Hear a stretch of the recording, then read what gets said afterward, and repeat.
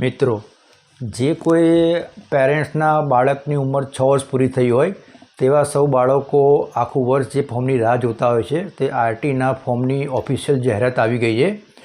તારીખ 4 April 2026ના રોજથી form ભરવાનું શરૂ થશે। આરટીના ફોર્મ ભરવાની છેલ્લી તારીખ 17 એપ્રિલ 2026 છે। માટે દરેક પેરેન્ટ્સને જણાવવાનું કે હજુ પણ તમારા કોઈ ડોક્યુમેન્ટ્સ ખૂટતા હોય, કોઈ ડોક્યુમેન્ટ્સમાં ક્વેરી હોય તો સોલ્વ કરાવીને ડોક્યુમેન્ટ્સ ભેગા કરી લેજો। 4 એપ્રિલના રોજથી ફોર્મ શરૂ થવાના છે। ફોર્મ ભરવા માટે જે જરૂરી ડોક્યુમેન્ટ છે તે હું રેગ્યુલરલી 2 વખત મારે સોશિયલ મીડિયા ઉપર દરેક જગ્યાએ મૂકી ચૂક્યો છું। છતાં આજે આ વિડીયોના માધ્યમથી રૂબરૂ થઈને આપને જણાવું કે ફોર્મ ભરવા માટે બાળકનો પાસપોર્ટ ફોટો, બાળકનો જન્મનો દાખલો, બાળક તથા તેના મમ્મી પપ્પાનું આધાર કાર્ડ, બાળક અથવા તેના મમ્મી પપ્પા ત્રણમાંથી કોઈપણ એકની બેંકની પાસબુક, જો કોઈ રિઝર્વ કેટેગરીમાં આવતા હોય તો લાગતી વળગતી કેટેગરી પ્રમાણે જાતિનો દાખલો, સરકારી આંગણવાડીમાં અભ્યાસ કર્યો હોય તો તે અભ્યાસ કર્યા અંગેનું સર્ટિફિકેટ હોય તો તેવા બાળકોને આરટીના એડમિશનમાં પ્રાયોરિટી મળતી હોય છે।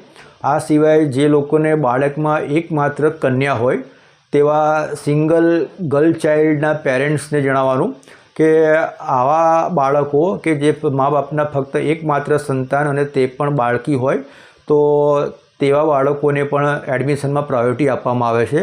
હવે ઘણા બધાની આ ક્વેરી હોય છે કે સર આ સર્ટિફિકેટ સિંગલ ચાઇલ્ડનું સર્ટિફિકેટ ક્યાંથી કઢાવું? તો અમદાવાદમાં આસ્ટોડિયા ગીતા મંદિર ખાતે આરોગ્ય ભવન નામની મ્યુનિસિપાલિટીની એક બિલ્ડિંગ આવેલી છે।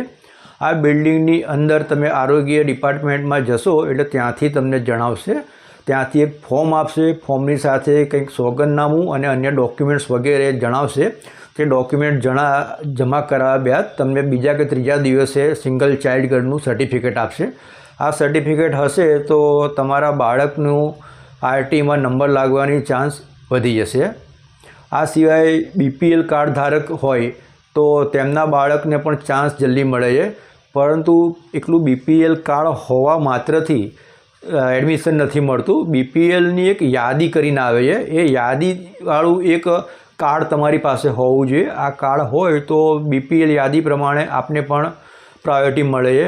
માટે દરેક પેરેન્ટ્સને જણાવું કે જેટલું બને એટલું જલ્દી ડોક્યુમેન્ટ્સ ભેગા કરીને ફોર્મ ભરાવી દેવું। આમાં પાન કાર્ડની પણ ખાસ જરૂર પડશે। બાળક દિવ્યાંગ હોય તો તે અંગેનો દાખલો આપવાથી દિવ્યાંગ કેટેગરીનો પણ ફાયદો મળે છે। બીજું એક વસ્તુ કે કોઈ વ્યક્તિ સિંગલ પેરેન્ટ્સ હોય, જેમ કે કોઈ પેરેન્ટ્સના છૂટાછેડા થઈ ગયા હોય, બાળકની કસ્ટડી માતા પાસે હોય તો તેવા કેસમાં આવા કોર્ટનું જજમેન્ટ રજૂ કરવાથી માતાનો આવકનો દાખલો માન્ય ગણવામાં આવે છે। માટે આવો કોઈ પણ કેસ હોય તો પ્લીઝ કોર્ટ કેસના જે કંઈ પેપર હોય, ડાયવોર્સ પેપર હોય કોર્ટ દ્વારા આપવામાં આવેલા, તે રજૂ કરવાથી માતાનો દાખલો ગ્રાહ્ય રાખીને બાળકનું ફોર્મ એપ્રૂવ કરવામાં આવે છે।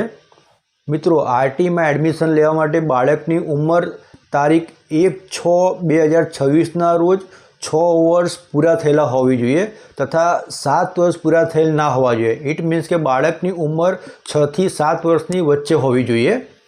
આ ઉપરાંત આરટીમાં એડમિશન લેવા માટે પિતાનો આવકનો દાખલો, પિતાનું પાન કાર્ડ, જો કોઈ વ્યક્તિ ભાડાના મકાનમાં રહેતા હોય તો એ ખાસ જણાવી દઉં કે નોટરાઇઝ કરેલો ભાડા કરાર આમાં ચાલતો નથી, તમારું ફોર્મ રિજેક્ટ થઈ જશે। માટે જો તમે કોઈ ભાડાના મકાનમાં રહેતા હોય તો વહેલામાં વહેલી તકે એકદમ સિમ્પલ રસ્તો છે કે આધાર કાર્ડમાં એડ્રેસ ચેન્જ કરાવી દો। પિતા અથવા બાળક બેમાંથી એક જણનું આધારમાં એડ્રેસ ચેન્જ કરાવી દેશો તો પણ તમારા એડ્રેસના પુરાવા તરીકે માન્ય રાખીને તમારું ફોર્મ ગ્રાહ્ય રાખવામાં આવશે।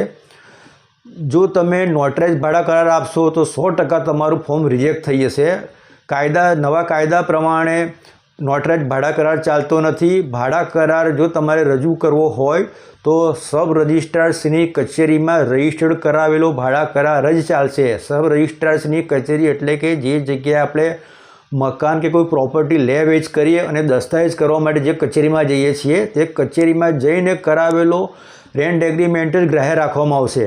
માટે કોઈપણ વ્યક્તિએ નોટરાઇઝ અથવા સાદો કરાર કરેલો ભાડા કરાર રજૂ કરવો નહીં, અન્યથા આપનું ફોર્મ રિજેક્ટ થશે. આરટીનું ફોર્મ ભરવા માટે આવક મર્યાદા 6 લાખ સુધીની છે. એટલે કે 6 લાખ સુધીની આવક ધરાવતા કોઈપણ પેરેન્ટ્સ આરટી માટે એપ્લાય કરી શકે છે. એનો અર્થ એ નથી કે તમારી આવક 6 લાખ જ હોવી જોઈએ. તમારો આવકનો દાખલો જેટલી ઓછી રકમનો હશે એટલો તમને આરટીમાં નંબર લાગવાનો ચાન્સ વધી જશે. જેટલી આવક એ કોમ્પ્યુટરાઇઝ સિસ્ટમ પ્રમાણે ડ્રો થતો હોય છે. એમાં અલગ અલગ કેટેગરી તદ ઉપરાંત છેલ્લે આવક મર્યાદા જોવામાં આવે. જેની આવક સૌથી ઓછી હશે તેને પ્રાયોરિટી આપવામાં આવે છે. ત્યાર પછી વધારે આવકવાળાને મળતા હોય છે એડમિશન. માટે કોઈએ એવું ના સમજવું કે 6 લાખ સુધીની આવક છે પણ ફોર્મ ભરી દઈશું તો એડમિશન મળી જશે. એ પછી તમારા નસીબ ઉપર હોય છે. મિત્રો, ફોર્મ ભરાવતી વખતે બીજી એક અગત્યની વાત ધ્યાનમાં રાખવા જેવી છે કે આરટીના કાયદા અને નિયમ પ્રમાણે 5 કિલોમીટરની રેન્જ સુધીના લોકોને પ્રાયોરિટી આપવામાં આવે છે. ઇટ મીન્સ કે ગૂગલ લોકેશન પ્રમાણે તમે સ્કૂલની જેટલા નજીક રહેતા હશો તેટલું તમને એડમિશન મળવાના ચાન્સ વધી જશે. બીજું એક ખાસ જણાવું કે જો મિત્રો તમારે કોઈ સ્કૂલ તમને પસંદ ના પડતી હોય અને તે સ્કૂલમાં તમારે બાળકને તમે મૂકવા ઈચ્છતા જ ના હોય તો મહેરબાની કરીને આવી કોઈ સ્કૂલો સિલેક્ટ ના કરતા. અન્યથા શું થશે કે તમારી ટોપ પ્રાયોરિટી જો કોઈ સ્કૂલ હશે એમાં તમને એડમિશન નહીં મળે અને તમે જે સ્કૂલમાં બાળકને મૂકવું નથી એવી સ્કૂલ પસંદ કરશો અને એ સ્કૂલમાં એડમિશન મળશે તો તમે પછી એને કેન્સલ નહીં કરાવી શકો. દર વર્ષે ઘણા બધા પેરેન્ટ્સ અમારા ત્યાં આવતા હોઈએ જે એવું કહે કે અમારા બાળકની જે સ્કૂલમાં નંબર લાગ્યો ત્યાં અમારે એડમિશન નથી લેવું, એ સ્કૂલ અમને પસંદ નથી. તમે કહીએ તો એ શું કરવા પસંદ કરાવી હતી? તો મહેરબાની કરીને એ વસ્તુ ખાસ ધ્યાન રાખજો કે જે સ્કૂલમાં તમારે એડમિશન લેવાની ઈચ્છા ના હોય તેવી કોઈ સ્કૂલો સિલેક્ટ ના કરતા. જેટલું બને એટલું તમારા ઘરથી નજીકની સ્કૂલો અને જેમાં તમારે બાળકને મૂકવાની 100% ઈચ્છા છે એવી જ સ્કૂલો સિલેક્ટ કરજો. અન્યથા ઓછામાં ઓછી સ્કૂલો સિલેક્ટ કરજો. અન્યથા તમને જ્યાં પણ એડમિશન નહીં લેવું હોય તેવી સ્કૂલ તમે સિલેક્ટ કરી હશે તો ત્યાં પણ તમને એડમિશન મળશે અને એડમિશન કોઈ સંજોગોમાં કેન્સલ થશે નહીં.